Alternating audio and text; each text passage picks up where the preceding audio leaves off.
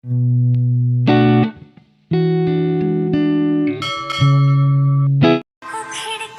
से घर में लाई हूँ, सारे के सारे तारे यहाँ चमचमाई हूँ, सपनों में रंग मन के यूं ही भर के आई हूँ। आ लेके चलो तुझको एक ऐसे देश में, मिलती है जहाँ खुशियाँ परियों के भेष में। दोस्तों, जब हम किसी पौधे को शिद्दत से केयर करते हैं और उनमें इस तरह से फुल ब्लूम्स देखने को मिलती है तो दिल बहुत ही खुश हो जाता है। तो आज की वीडियो आप सभी की डिमांड पर है, तो कैसे मैं स्प्रे करती हूँ, कौन सा फर्टिलाइज़र देती हूँ, कैसे केयर करती हूँ, तो देखिएगा वीडियो लास्ट तक बने रहिए इस वीडियो पर। तो और साथ ही लाइक शेयर कमेंट ज़रूर करिएगा वीडियो। चलिए स्टार्ट करते हैं दोस्तों। Hello friends, welcome back to Jyotish Creativity. दोस्तों, कैसे हैं आप सब? आशा करती हूँ कि बहुत ही अच्छे से होंगे, अपना और अपने गार्डन का खूब ख्याल रख रहे होंगे दोस्तों।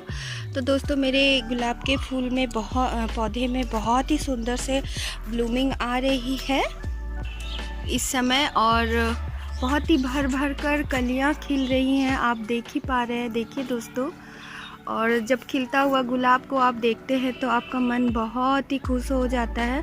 और इस प्रकार हेल्दी प्लांट किसे नहीं चाहिए, लेकिन ऐसा हेल्दी प्लांट जिसमें फुल ऑफ रोजेस हो, तो इसके लिए हम लोगों को इसकी तैयारियां सितंबर से लेकर अक्टूबर तक कर लेनी पड़ती है।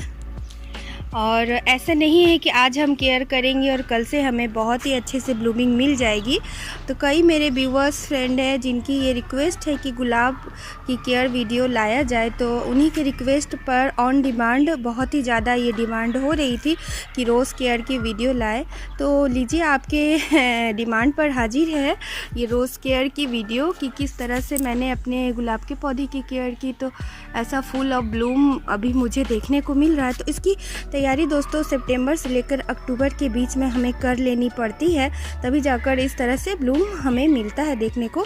तो आप इस वक्त ये केयर वीडियो सीख लीजिए और फिर नेक्स्ट ईयर आप सितंबर से लेकर अक्टूबर तक केयर करना। तो इसी तरह आप ब्लूमिंग का मज़ा ले सकते हैं जैसे मैं ले रही हूँ, और इनको देखते हुए मुझे बड़ा ही खुशी लगता है।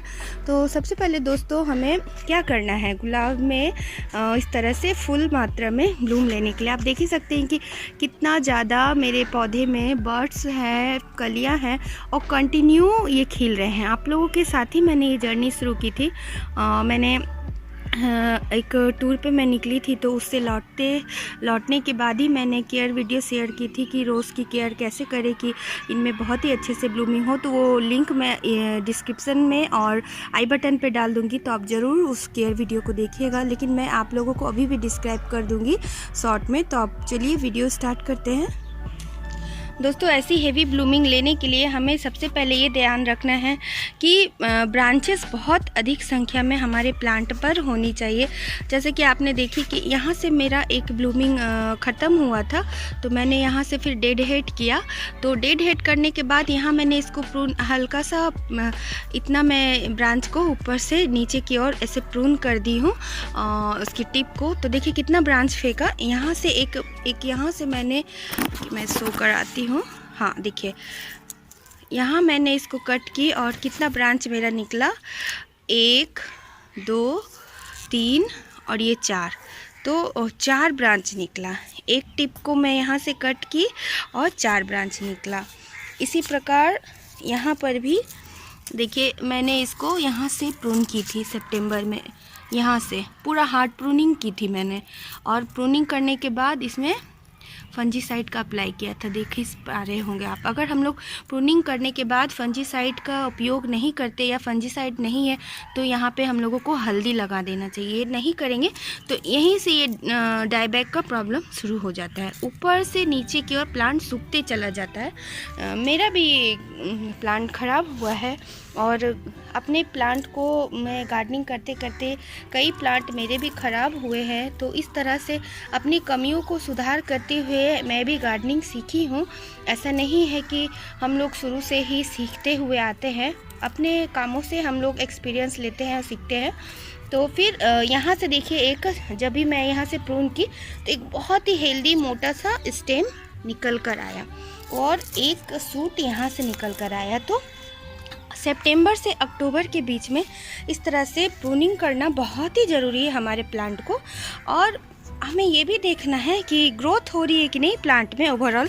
जैसे कि डेड सूट होता है, देखिए ये एक डेड सूट है और यहाँ से देखिए डाई बैक का प्रॉब्लम शुरू हो गया और यहाँ से कोई भी ग्रोथ नहीं हुआ है। तो मैं इसको अभी यहाँ से थोड़ा इसको प्रून कर दूँगी और प्रून करने के बाद यहाँ पर ज़रूरी फंजीसाइड का अप्लाई करना है या फिर हल्दी का अप्लाई करना है। साथ ही देखिए इस तरह से फंगस का भी अटैक होता है। ऐसा नहीं कि मेरे प्लांट में प्रॉब्लम नहीं होते, मेरे प्लांट में भी प्रॉब्लम होते हैं, लेकिन हमें बहुत ही ध्यान रखना पड़ता है। यहाँ से मैं प्रून की हूँ तो फंजीसाइड का अप्लाई ज़रूर की हूँ। कभी कभी मुझसे भी चूक हो जाती है, मैं भी नहीं कर पाती हूँ। और अभी देखिए प्लांट में स्प्रे करना बहुत ही ज़रूरी है। जो बारिश के बाद मैं बीमार पड़ गई थी तो मैं स्प्रे नहीं कर पाई। तो देखिए मेरा प्लांट किस कदर अभी ख़राब होना शुरू हो रहा है। देखिए ये बर्ड देखिए किस तरह से खिलना मुश्किल हो रहा है। इसको फंगस का अटैक बहुत ही जल्दी लगता है। और देखिए ये वाला इसका लीफ देखकर ही पता चलता है कि प्लांट में बीमारी आना शुरू हो गई। जिस पौधे की लीव्स बहुत ही हेल्दी होती है तो उसकी ग्रोथ मतलब लीफ के ग्रोथ से आपको प्लांट का ग्रोथ पता चलता है। अभी ये देखिए इसमें भी प्रॉब्लम शुरू हो गया है, फंगस का अटैक शुरू हो गया है। तो बारिश जो ये बेमौसम की जो बारिश होती है उसमें हमें बहुत ही केयरफुल रहना पड़ता है और स्प्रे करना पड़ता है। तो फंजीसाइड का स्प्रे बहुत ही ज़रूरी है। आप कोई सा भी आप ट्राइकोडर्मा, बेबस्टीन या साफ का फंजीसाइड लेकर पूरे प्लांट पे स्प्रे करिए, ठीक है। तो दोस्तों देखिए ये साफ फंजीसाइड है। इसको आपको अंदाज से 2 लीटर पानी में मैं हाफ़ स्पून फंजीसाइड अंदाज से ले रही हूँ। तो 2 लीटर पानी में हाफ़ स्पून साफ बेबस्टीन या कोई सा भी आप ले लीजिए और उसको अच्छे से सेक कर और फिर पूरे प्लांट पे स्प्रे करना है आपको। और जिस प्रकार मैं फंजीसाइड का स्प्रे कर रही हूँ पूरे प्लांट पर, ऊपर नीचे और फूलों के ऊपर नहीं करना है। ख़राब जो कलियाँ हो रही है उस पर आप कर सकते हैं। और इसी तरह से आप सावरिंग भी करें धूप के समय। दिन में जब धूप रहती है उस टाइम पर सावरिंग करें पौधे को। दोपहर में, सुबह भी कर सकते हैं लेकिन शाम के वक्त सावरिंग ना करें आप सभी, जिससे पौधा ख़राब हो जाएगा। तो इसी प्रकार आप सारे जगह पे स्प्रे करें, ऊपर नीचे पूरे पौधे पर। और ध्यान रखिए हर वक्त अपने पौधे पर जब भी लीफ मुड़े टुड़ी नज़र आए, जली हुई टाइप की नज़र आए तो उसे ज़रूर फंजीसाइड का स्प्रे करें। और गुलाब का पौधा का अगर आप शौक़ रखते हैं तो आपको ऐसी जगह चुननी है जहां इसे 7 से 8 घंटे की सर्दियों में धूप मिले, फिर समर में दोपहर की धूप से बचाना है। ऐसे तो ये विंटर केयर मैं आप लोगों के साथ शेयर कर रही हूँ, पर ये एक टिप है कि समर में इसको आप सिर्फ सुबह की धूप दें और दोपहर की धूप से बचाएं। थोड़ा शेडी प्लेस में इसको शिफ्ट कर दें या ग्रीन नेट के नीचे रख दें। और साथ के साथ आप अपने गार्डन के अदर्स प्लांट पर भी स्प्रे कर दें ताकि कोई भी इन्फेक्शन गुलाब के पौधे तक ना पहुंचे दोस्तों। और ये नेक्स्ट टिप मैं आपको बता रही हूँ जो बहुत ही ज़रूरी है कि रोज़ के प्लांट को रोज़ नहलाना बहुत ही ज़्यादा ज़रूरी है। उसे रोज़ ही सावरिंग लेना बहुत पसंद है रोज़ के प्लांट को, क्योंकि ये एक राजा प्लांट है और राजा की तरह ही वो ट्रीट मांगता है। ऐसा नहीं है कि हम लोग इसको एक प्लांट के झुंड में रख दें तो ये बहुत ही हैप्पी रहेगा, ऐसा नहीं है। रोज़ के लिए आपको अपने गार्डन में एक अलग सा जगह आपको सेट करना पड़ेगा। जैसे कि मेरा देखिए मैं रोज़ के प्लांटर को एकदम ही अलग रखी हुई हूँ और प्लांट के भीड़ से मैं इसको एकदम अलग रखी हूँ। जिस तरह से ये राजा है उसी तरह राजा के जैसा ही इसको ट्रीट करना पड़ता है, तभी जाके रोज़ के पौधे में इतनी अच्छी हेवी ब्लूमिंग देखने को मिलती है। दोस्तों हम लोग अपनी गलतियों से ही सीखते हैं। तो मैंने भी अपने कई प्लांट को ख़राब हुआ है मेरा भी, तब जाके मेरा एक बहुत ही फेवरेट वाइट कलर का रोज़ का प्लांट और एक ब्लैक लेडी लास्ट ईयर ही मैंने उसको गंवाई है, तब जाके मैंने भी रोज़ के प्लांटर को एकदम अलग से गार्डन में उसको स्पेस दिया है, क्योंकि उसको एरेशन चाहिए। और दूसरे प्लांटों के भीड़ में हम इसको रखेंगे, साथ साथ रखेंगे तो क्या होगा, उनमें जो ऐसे भी रोज़ में बहुत ज़्यादा डिजीज़ लगती है तो उन प्लांट्स के भीड़ में हम रखेंगे तो इसमें भी अदर प्लांट्स के जो इन्फेक्शन है, बीमारी है, इसमें आ जाएंगे जल्द से। तो इसीलिए हमें एकदम अलग रखना है बाकी के पौधे से। रोज़ के लिए एक अलग कॉर्नर हमें चूज़ करना होगा अपने गार्डन में। और दोस्तों जैसे ही फ्लावर खिलकर स्पेंट हो जाए तो इसे डेड हेड करना बहुत ही ज़रूरी है। इस तरह से हमें बिल्कुल भी नहीं छोड़ना चाहिए। अगर ऐसे हम लोग छोड़ देंगे तो होगा क्या कि इनमें न्यू शूट नहीं निकलेगी, और न्यू शूट नहीं निकलेगा तो फिर क्या होगा कि न्यू ब्रांचेस नहीं निकलेगी, और न्यू ब्रांचेस नहीं निकलेगी तो उनमें कलियाँ नहीं बनेगी, कलियाँ नहीं बनेंगे तो इस तरह से ब्लूमिंग हमें कहाँ देखने को मिलेगा। तो हमें ये भी पहचानना है कि डेड हेड तो करना ही है, साथ ही कोई ब्लाइंड।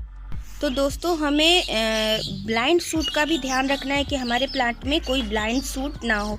तो ये एक ब्लाइंड शूट हो गया, यहाँ से कोई भी ग्रोथ नहीं हो रहा है, तो उसको भी हम लोगों को पहचानना है।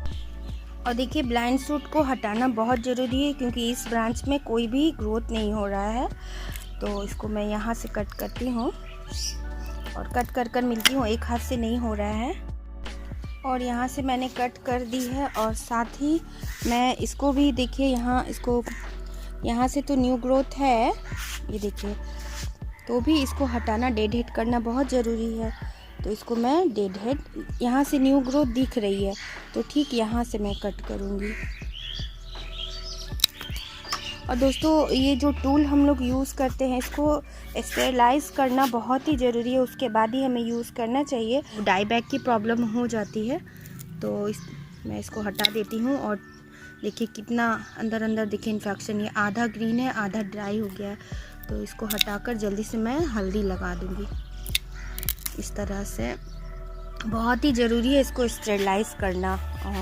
इसमें ज़रूरी आप सैनिटाइज़र लगाकर यूज़ करें, ये बहुत ज़रूरी टिप है। तो ज़रूरी नहीं कि हर वक्त हमारे पास फंजीसाइड हो, तो आज मैं आप सभी को फंजीसाइड नहीं बल्कि हल्दी लगाना सिखाऊंगी। तो इस तरह से पानी से हमें भिगा लेना है और हल्दी को ऐसे इस तरह से लगा लेना है, और इस तरह से जहाँ जहाँ मैंने इसको कट की है वहाँ वहाँ हल्दी का अप्लाई करूँगी। और इस तरह से कटे हुए खुले भाग में हल्दी लगाना बहुत ही ज़रूरी है। साथ ही कोई भी हम लोग नया रोज़ का प्लांट लाते हैं अपने गार्डन में तो 1 से 1.5 साल तक उनमें शक्कर्स बहुत ही ज़्यादा ग्रो होती है। मेरा तो ये 3-4 साल पुराना रोज़ का प्लांट है, तो शक्कर की ग्रोथ अब कम हो गई है। तो और शक्कर का 7 पत्ता, ये भी एक बहुत बड़ा पहचान है। तो ये तो शक्कर ही है, अभी मुझे पता चल गया।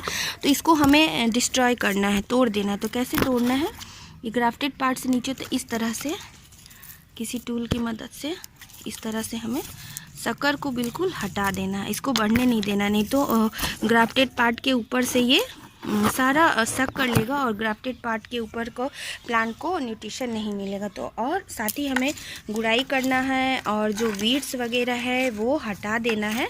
और गुड़ाई करने के बाद मैं आप लोगों को खाद बता देती हूँ क्या क्या देना है।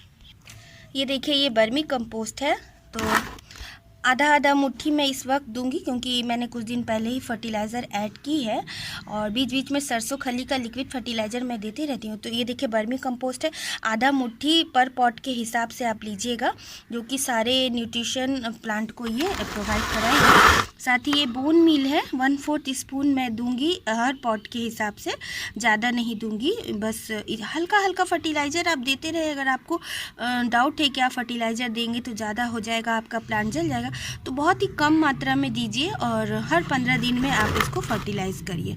एप्सम सॉल्ट है, MgSO4 मैग्नीशियम सल्फेट, जो कि प्लांट को ग्रोथ कराएगा, ब्लूमिंग में बहुत ही हेल्प कराएगा, कोई भी इसको प्लांट को रेसिस्टेंट बढ़ाएगा, रोगों से बचाएगा, MgSO4। और पोटास ये है, हर पॉट के हिसाब से मैं 1/4 स्पून हर पॉट के हिसाब से ली हूँ। पॉट 12 इंच का होना चाहिए। अब कम से कम फर्टिलाइज़र का यूज करिए, जिससे आपको ज़रा भी डर हो, डाउट हो कि आपको केमिकल फर्टिलाइज़र आपके प्लांट को जला देगी। कम देने से कोई नुकसान नहीं है, ज़्यादा देंगे तो प्लांट जल जाएगा। तो 1/4 स्पून हर पॉट के हिसाब से देना है। पोटास देने से क्या होता है कि बहुत ही ज़्यादा ब्लूमिंग करवाता है हमारे प्लांट को, जल्द से जल्द वो ब्लूमिंग करवाएगा।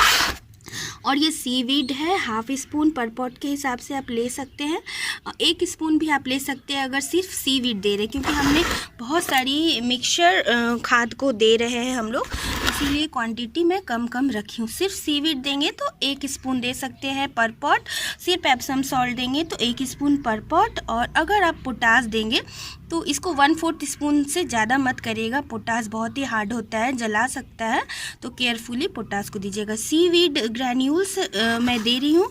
इसके लिक्विड भी आते हैं, समुद्री शैवाल, समुद्री घास से ये बनाया जाता है और इसमें बहुत सारे माइक्रो न्यूट्रिएंट्स होती है, तो ये बहुत ही ज़रूरी है। और ये फ्रेश टी लीफ है जो कि रोज़ के प्लांट को एसिडिक मीडिया बहुत ही पसंद होती है, तो धुली हुई चाय की पत्ती यूज़ करने की जगह आप फ्रेश कोई सस्ती टी लीफ को ज़रूर यूज़ करें जो सॉइल को स्लाइटली एसिडिक बनाएगी। तो हर मंथ आप इसको यूज़ करें रोज़ के प्लांट के लिए। तो चलिए अभी इसको मैं मिक्स करती हूँ।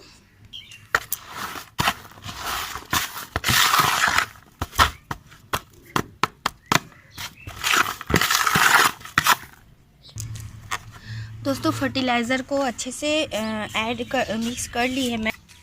तो इस तरह से गमले के रिम के चारों तरफ जड़ से दूर करके इस तरह से खाद का अप्लाई हमें कर देना है, और फिर इसको इस तरह से मिक्स कर लीजिएगा अच्छे से, और मिक्स करके पानी ज़रूर दीजिएगा। पानी देना ज़रूरी है और जड़ से दूर।